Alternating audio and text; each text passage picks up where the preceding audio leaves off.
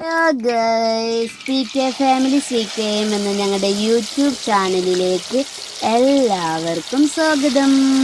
അപ്പോൾ ഇന്ന് നമ്മൾ ഉണ്ടാക്കാൻ പോകുന്നത് ഒരു അടിപൊളി അച്ചാറാണ്. മലയാളികളെ സംബന്ധിച്ചിടത്തോളം ഇഷ്ടപ്പെട്ട മീനാണ് മത്തി. അത് അച്ചാറിട്ടാലോ അടിപൊളി ടേസ്റ്റാണ്. അപ്പോൾ എല്ലാവരും ഇതേപോലെ ഒന്ന് ട്രൈ ചെയ്യണം. അപ്പോൾ നമുക്ക് മത്തിയച്ചാർ ഇടാൻ വേണ്ടിയിട്ടുള്ള ഇൻഗ്രീഡിയൻസ് എന്താണെന്ന് നോക്കാം. നമുക്ക് ആദ്യം വേണ്ടത് മത്തിയാണ്. ഞാനിവിടെ 2 കിലോനോളം മത്തി എടുത്തിട്ടുണ്ട്. അത് നന്നായി ക്ലീൻ ചെയ്ത് എടുത്തിട്ടുണ്ട്. ചില സ്ഥലത്ത് ഇതിന് ചാള എന്ന് പറയും, നമ്മളിവിടെ മത്തി എന്നാണ് പറയുക. പിന്നെ ഇത് നല്ല കുഞ്ഞേതായ കാരണമാണ് ഞാനിത് കട്ട് ചെയ്യാതിരുന്നത്.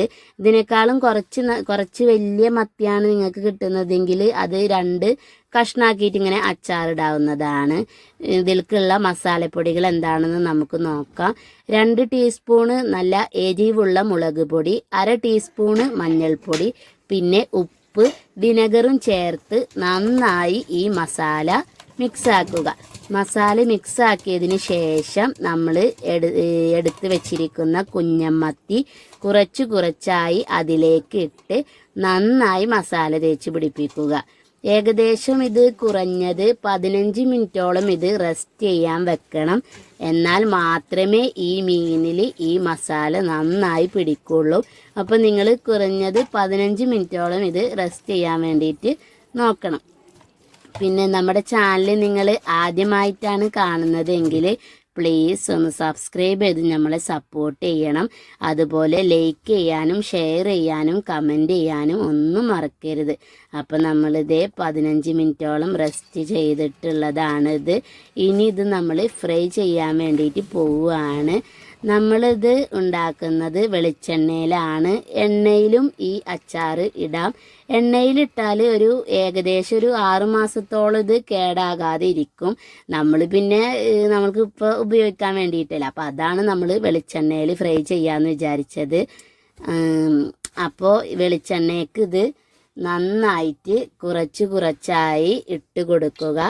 ഇട്ട് കൊടുത്തതിന് ശേഷം ഇത് നന്നായിട്ട് മൊരിച്ചെടുക്കണം. നന്നായിട്ട് 2 സൈഡും നല്ലോണം കുക്കാവണം. കാരണം ഇതിൽ വെള്ളത്തിൻ്റെ അംശമൊക്കെ ഉണ്ടാവുമല്ലോ, അപ്പോൾ അതൊക്കെ ഇല്ലാതിരിക്കാൻ വേണ്ടിയിട്ടാണ് 2 ഭാഗം നല്ലോണം കുക്കാവണം. ഇതേപോലെ ആവണം. ആയതിന് ശേഷം നമ്മളിത് കോരിയെടുക്കണം. 2 സൈഡും നന്നായിട്ടായിട്ടുണ്ട്. ഇനി നമ്മളിത് കോരിയെടുക്കുകയാണ്. അതേപോലെ ബാക്കി മീനുകളൊക്കെ നമുക്കിതുപോലെ ഫ്രൈ ചെയ്ത് എടുക്കാം.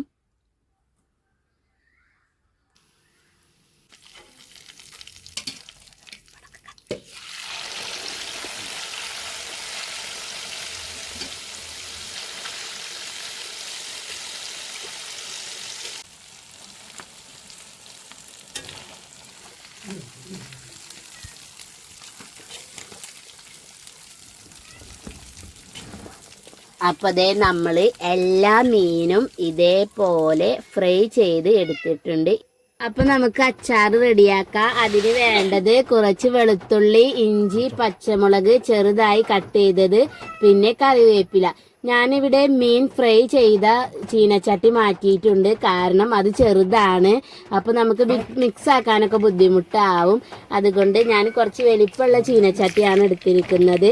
അതിലേക്ക് കുറച്ച് വെളിച്ചെണ്ണ അധികം ഒഴിച്ച് അത് ചൂടായാൽ കടുകിട്ട് പൊട്ടിച്ച് നേരത്തെ അരിഞ്ഞു വെച്ചിരിക്കുന്ന വെളുത്തുള്ളി, പച്ചമുളക്, ഇഞ്ചി അതിൽക്കിട്ട് നന്നായിട്ട് ഇളക്കുക. ഈ ഒരു ടൈമിൽ നമ്മുടെ ഗ്യാസ് ലോ ഫ്ലെയിമിലാണെന്ന് ഉറപ്പ് വരുത്തണം, അല്ലെങ്കിൽ ഇത് കരിഞ്ഞു പോവാനുള്ള ചാൻസ് ഉണ്ട്. അപ്പോൾ ഇതൊക്കെ ഒന്ന് ഇട്ടിട്ട് നന്നായിട്ട് ഇളക്കുക. ഇതൊന്ന് മൂത്ത് വരണം. ഈ ഒരു ടൈമിൽ നമ്മൾ കറിവേപ്പിലും കൂടിയും ഇട്ട് കൊടുക്കുക. ഈ ഒരു ടൈമിൽ നല്ലൊരു സ്മെല്ല് വരും.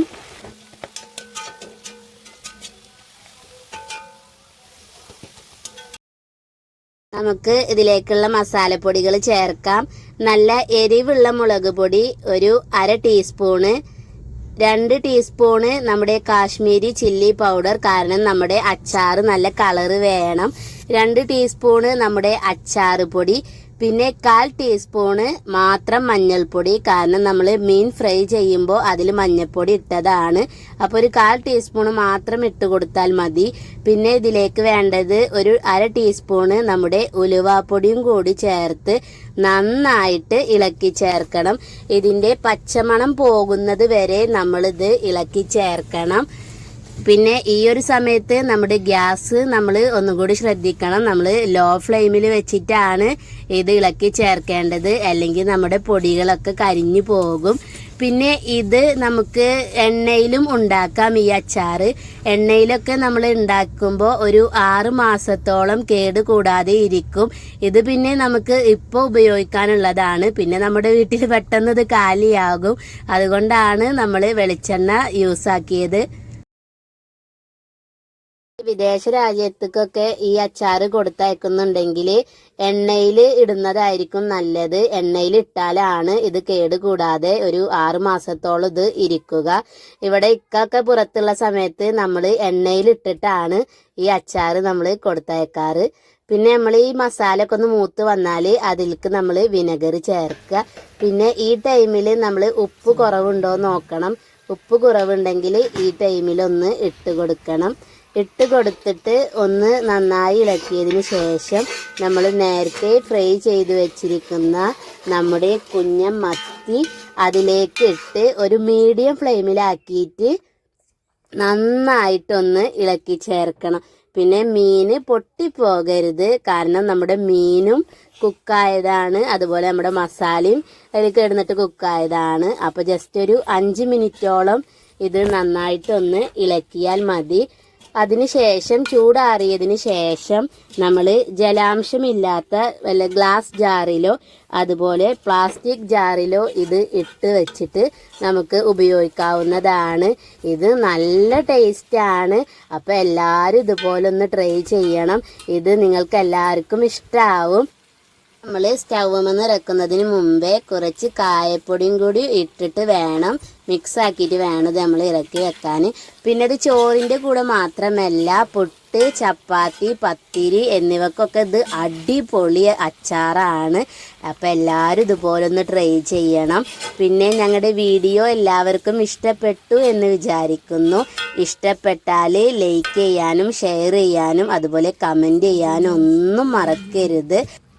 അപ്പോൾ ഇതാണ് നമ്മുടെ അച്ചാറിൻ്റെ ഫൈനൽ ലുക്ക്. അപ്പോൾ ഇത് നിങ്ങൾക്ക് കണ്ടാൽ തന്നെ മനസ്സിലാകും, അടിപൊളി ടേസ്റ്റാണ്. അപ്പോൾ ഇത് എല്ലാവരും ഇതേപോലെ ഒന്ന് ട്രൈ ചെയ്യണം.